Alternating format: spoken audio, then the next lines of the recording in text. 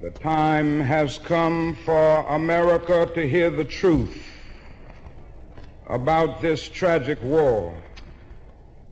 Now, I've chosen to preach about the war in Vietnam today because I agree with Dante that the hottest places in hell are reserved for those who, in a period of moral crisis, maintain their neutrality.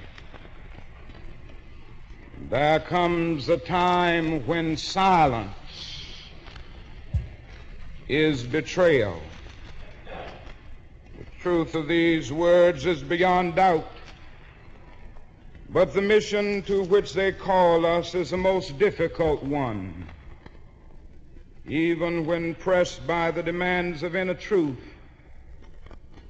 men do not easily assume the task of opposing their government's policy, especially in time of war.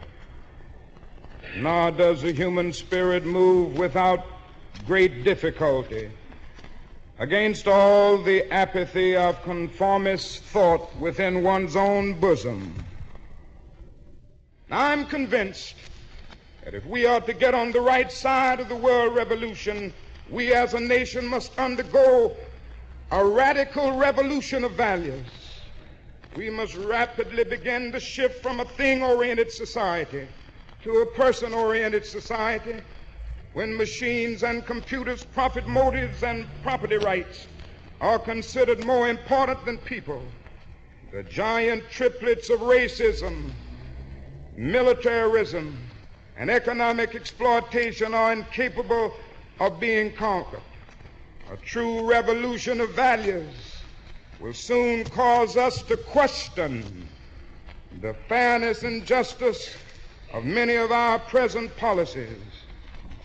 True compassion is more than flinging a coin to a beggar.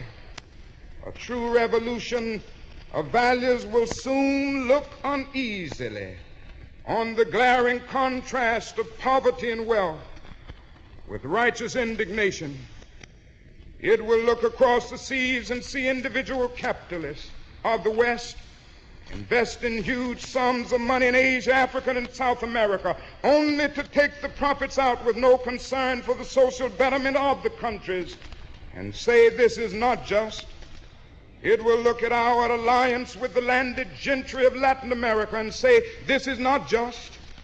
The Western arrogance of feeling that it has everything to teach others and nothing to learn from them is not just.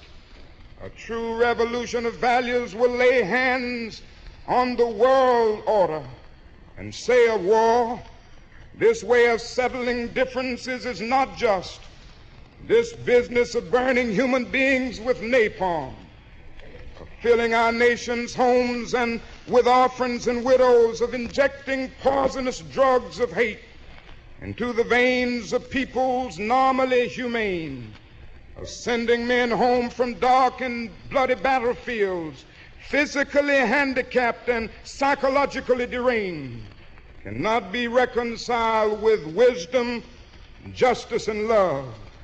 A nation that continues year after year to spend more money on military defense than on programs of social uplift is approaching spiritual death.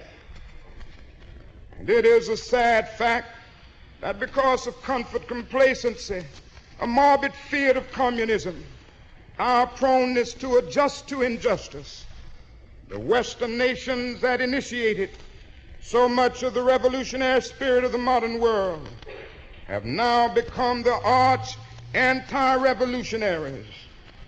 And our only hope today lies in our ability to recapture the revolutionary spirit and go out into a sometimes hostile world, declaring eternal hostility to poverty, racism, and militarism. A genuine revolution of values means in the final analysis that our loyalties must become ecumenical rather than sectional.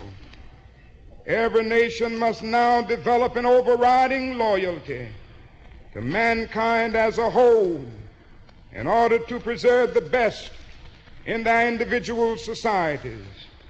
This call for a worldwide fellowship that lifts neighborly concern beyond one's tribe, race, class, and nation is in reality a call for an all-embracing, unconditional love for all men. This oft misunderstood and misinterpreted concept, so readily dismissed by the niches of the world as a weak and cowardly force, has now become an absolute necessity for the survival of mankind.